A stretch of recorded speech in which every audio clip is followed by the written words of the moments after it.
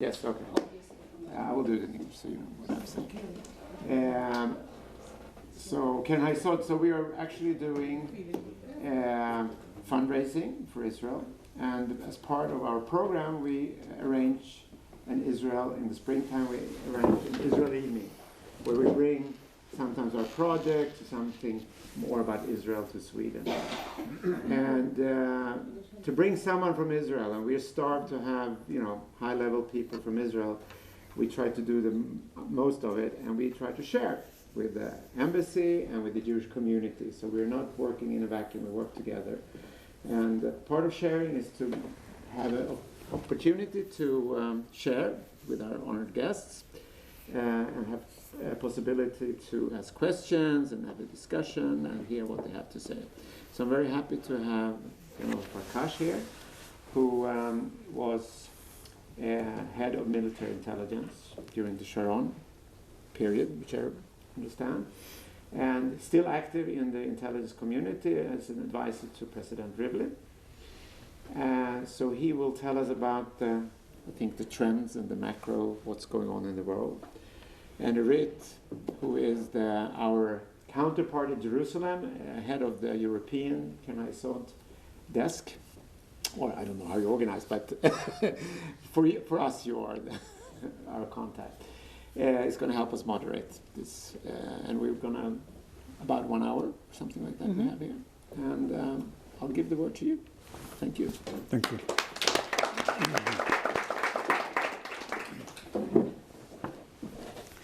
So maybe I will open, and before I introduce General Farkash to you, I will say that Keren HaYesod was founded by the Jewish people in one of the Zionist congresses in London in 1920, long before the Nazi era came and long before anyone even anticipated that about 3 decades later the state of Israel will be reborn.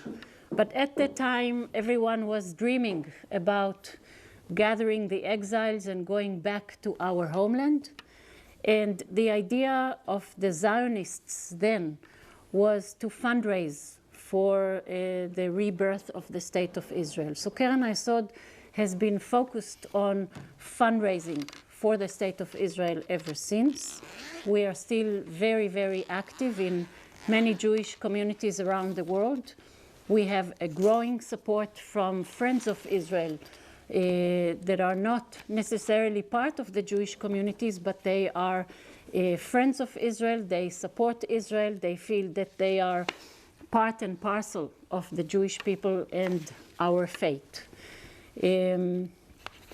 General Farkash and I go back many, many years. I was a young lieutenant in one of the intelligence units in the IDF when my commander said, "You go to General Farkash." Well, he wasn't a general yet, but he was a higher a commanding officer, and he was an expert, the unit's #1 expert in one of the areas.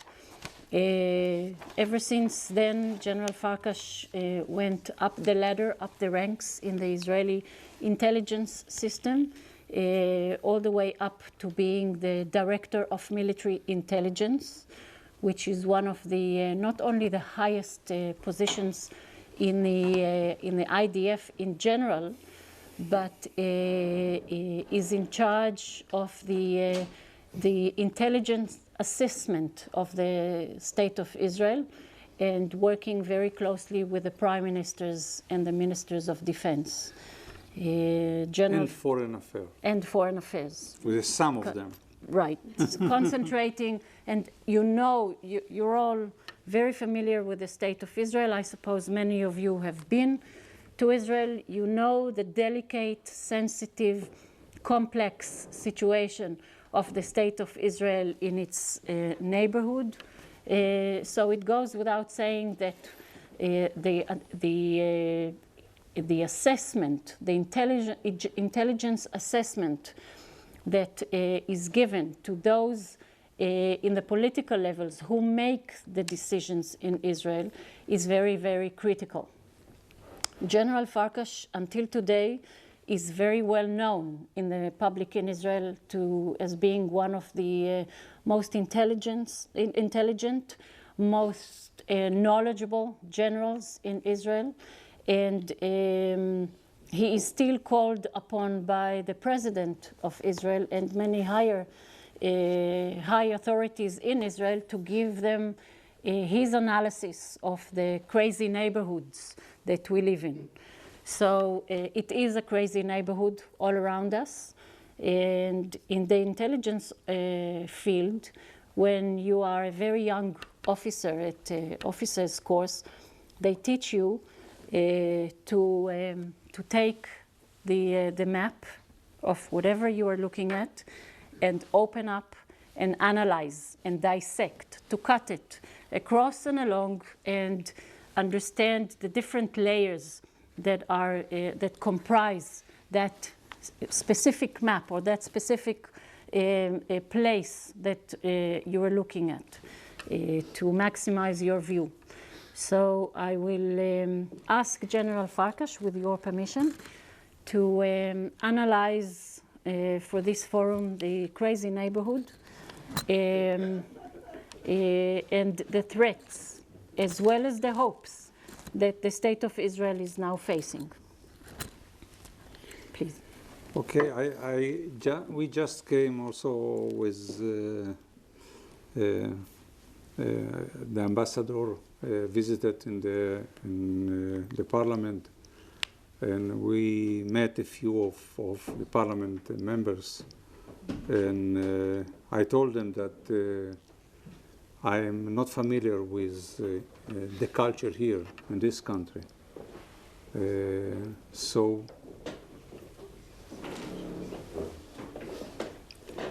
we have to be modest by understanding the reality and try to find common issues to be discussed between someone that is coming from Israel and living here in Stockholm and in Sweden.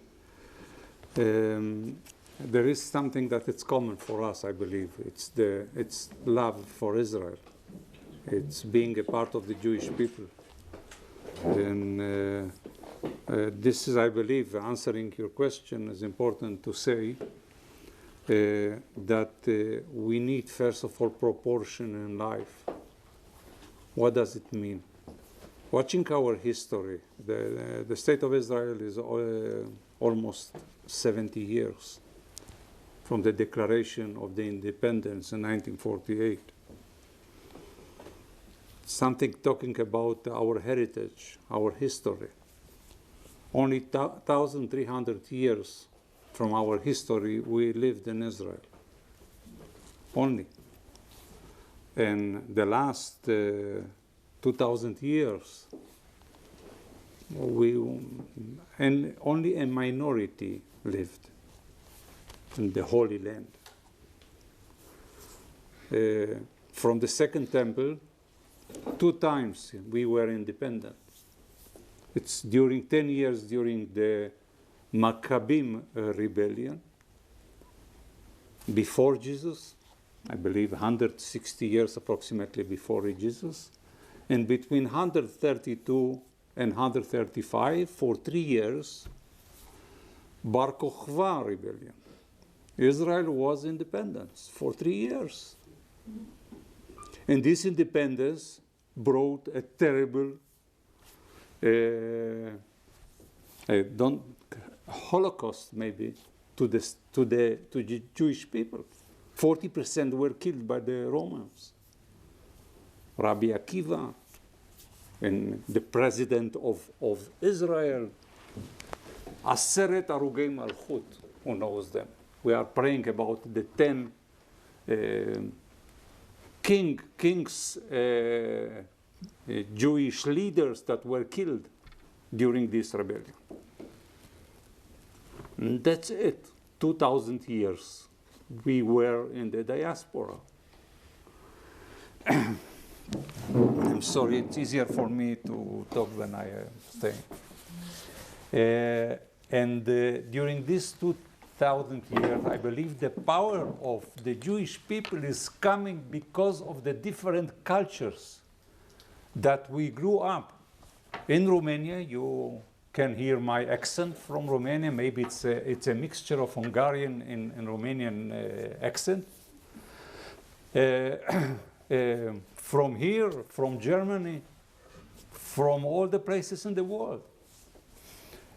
I gave a speech in Atzeret, the Rabbi Shari Shuv, the Rabbi of Haifa, Zichrono Livracha, asked me to give a speech to rabbis and the rabbis in Israel. It's about 170 rabbis of cities, villages.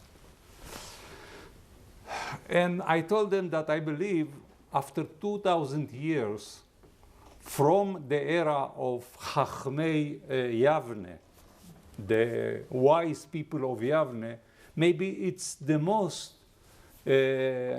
flourish, time for Judaism in the world. Thousands of children, of youths are coming to Jerusalem and to Tel Aviv in yeshivot that we have there, in other places. And I believe it's something unique. And then one of the rabbis told me, do you know, General Farkash, this is not because of the state of Israel. It's because of the Judaism. And then I asked him a question. Rabbi X, could you tell me who is the chief rabbi of United States of America? And it was silent, because there is no chief rabbi in United States of America. And we have more than 700,000 Orthodox Jewish people.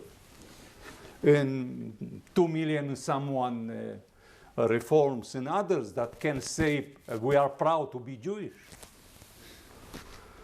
And what is the support of United States of America government for Jewish education in United States of America? That it costs for one child between $20,000 to $30,000 a year to educate a child Jewish education. Zero. But we in Israel working very tough to keep people that decided not to go to the army, not to serve to the army, not to work because they want to be students in the yeshiva. 70 years, from 1940 year, in between 135 to 1948, nothing. Of course, cultural Jewish life in the diaspora. A part of them today. This is the power of the state of Israel. That not all of us are living in Israel. We are not alone. I don't ask you not to make Aliyah. I don't ask you not to make Aliyah. Make Aliyah. But if you decided, because this is your life, to stay here, stay here. It's crucial for Judaism. This pluralism is crucial for Judaism. So really, I cannot tell you how important it is for me to see life in diaspora. I am coming from diaspora, staying around, sitting around the table of the General Chief of Staff with 20 major generals. I felt sometimes unique. Why? Because I wasn't born in Israel. I don't take for granted the state of Israel. And this is something unique. I'm sure that if someone is born in Israel, so I call this the challenge of the third and fourth generation. In Hebrew is Shileshim Veribeim. We have a challenge. The education for it's not an external challenge, not an external threat, but I believe it's a huge challenge for Judaism and for the state of Israel. The feeling of the third and fourth and fifth generation, I am the second generation I was born in a diaspora, in a Holocaust survival house, and there are two very strong characterisms in Israel. Those that were born in a house of fighters to liberate Israel, to create the state of Israel. Before 48, you know Israel, what does it mean? You did it, you fought. So this is one. His children, I don't know if his children or my children, I can transfer to them the feeling that I felt or he felt.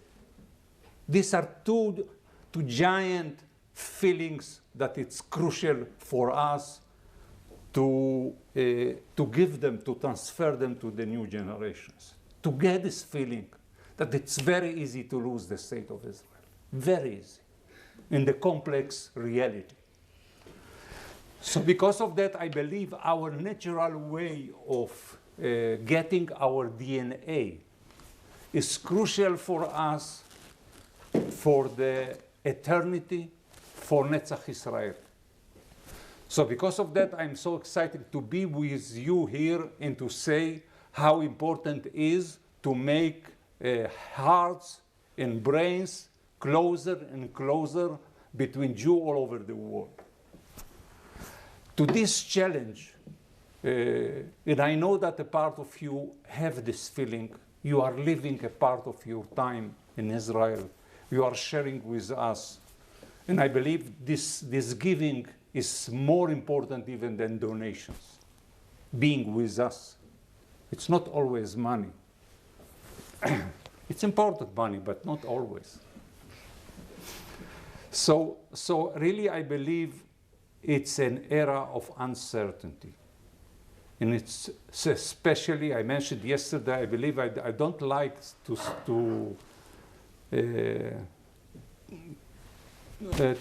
not to be interesting for myself also. So a part of you listened to me yesterday night. I don't want to go back to what I mentioned yesterday. So I really believe that we have a few challenges that are a part of the world, not only that are threatened the Western society.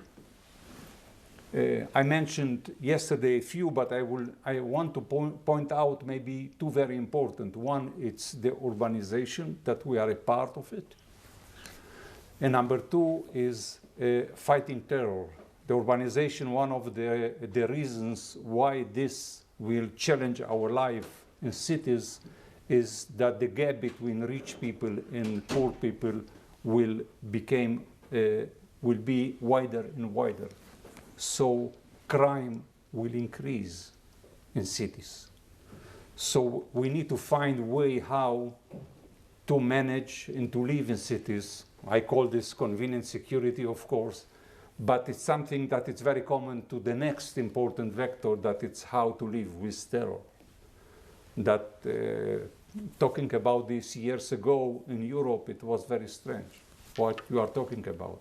It's important in Israel. It's maybe important in USA after September 11, but in Nice or in Paris, in Belgium, it's not our challenge. And it is the challenge of the Western culture, of the Western society. So I believe this challenges a new president in the United States of America, that I believe it's crucial to have the stamina to watch and listen to what is going to happen in the United States of America, what will be his policy, and maybe after that to try to manage.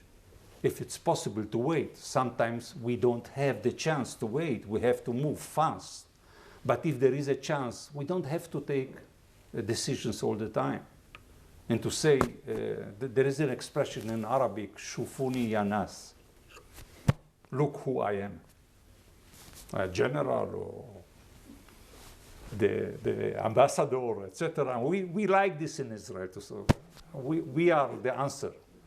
It's enough to say we are the answer, and it will not be an answer. It will be nothing. So I believe this is crucial to understand the challenge that we are facing. So I believe number one is to understand that America is under stress. And really, it's not important if Hillary Clinton became the president of the United States or President Trump. Why? Because in any case, this is a divided nation today. They are divided. So the number one challenge for President Trump will be, maybe, I believe, he wants to make America stronger again and to make it successful. So this will be a huge challenge. The other challenges, I don't know if are so important. Palestinian-Israeli conflict, North Korea with the nuclear military capacity, Iran, it's important maybe. I don't know finally how he will take decisions under pressure. So I, all my life, collected information in the intelligence units, assessed the information that I got, and took decisions. The third part of this circle is crucial. Finally, to take decision. If not, the information is not important. If you cannot digest the information. So it's crucial to digest the information to see what you can do in real time, preventive, not after an event. This can make life better. So our philosophy of life, our tikkun olam for the world is by saying the answer fighting terror is prevention. Not reaction, prevention. This philosophy is crucial. And you have to be prepared for it all the time. So someone visited in Israel as my guest, and I took him to the old city of Jerusalem. And everything was nice and even clean and quiet. A very village environment and pastoralic environment. Pastoralic is the word. And suddenly it was an explosion. And he saw how our nature immediately changed from this to this. Suddenly. Why? Because we understand this is our life. We have to move, we have to react, and we have hours after that to continue to live together. And if something will happen, to fight. So this is a part of the nature. So one is, I mentioned the urbanization, that it's not a challenge only in Israel, in terror all over the world, in the policy of the United States of America. And I'm a strong believer that one of the main challenges in the Middle East that doesn't belong to the state of Israel and to Judaism is the war between the Sunni and Shia. And sometimes we are talking about this, we discuss this issue, and people doesn't understand what is the difference. And it's very difficult to explain that Muslims believe that Muhammad is the last prophet. These are the Sunni. And there are Muslims, the Shiites, that believe that Muhammad wasn't the last prophet. And this is not a Jew that is saying this, or a Christian. They, the Muslims, are saying that Ali bin Hussein was the last prophet. So could you imagine how terrible is this for the Shiites and for the Sunni? More terrible than what we are saying or talking. So because of that, they are ready to kill every month almost 1,500 Muslims on the globe, by Muslims. And we are living there. This is our neighborhood. It's not connected to us. I remember I prepared when Bill Clinton visited Israel, I believe 16 events or 15 events that in the Middle East without any connection to the State of Israel. The war between Iran and Iraq, 8 years. The war in Kuwait. In Turkey, Kurds in Muslims, in Shiites, in Yazidis in Muslims. And problem in Algeria, in Tunisia, in Egypt. What is the connection between Judaism or Jews and the state of Israel in the war in Syria today? I showed you yesterday night the map of the Syria yard.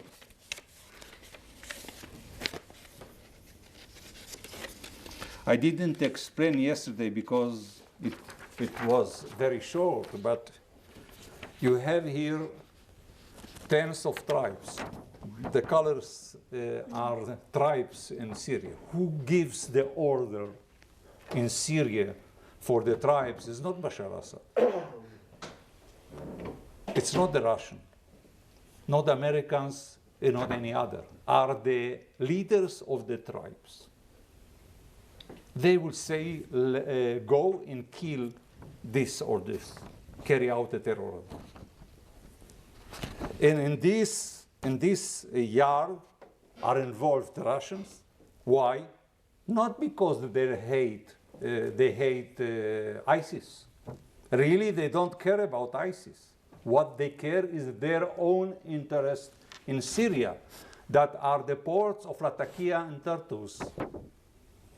And fortunately or unfortunately, this Latakia and Tartus are in the Alawi area in Syria, but they are approximately 12%. So it's a very common interest between the Alawi tribe that it's close to Shia, they are not Shiites, and the Russians. So on the way, they can say, okay, we attacked also ISIS in Syria, in Halab, Aleppo, or Raqqa, or Dir Azur, or in other places. This is not their target. For them, it's important to be in the ports of Latakia and Tartus. In USA, the biggest mistake that was done, in my point of view, is leading from behind. This was President Obama leadership, to lead from behind. Could you tell me what does it mean to lead from behind? You are a businessman, Michael. How can you lead from behind? The business will see as you are leading from behind. And this is the policy. When we suffered the consequences of this policy in the Middle East, finally there is a lacuna, with an emptiness. Then ISIS became strong, and Al-Qaeda became strong, and a lot of tribes became strong.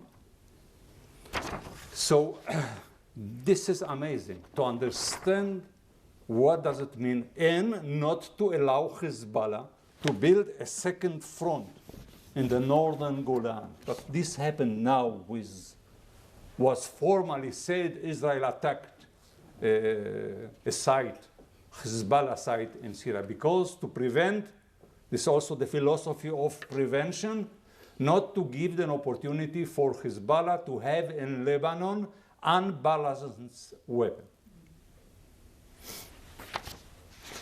So I believe it seems to me more important to stop here and to give you opportunity to ask questions about yesterday, about today, about everything that you think. I believe it will be more effective for you because this will meet your interest and not my interest.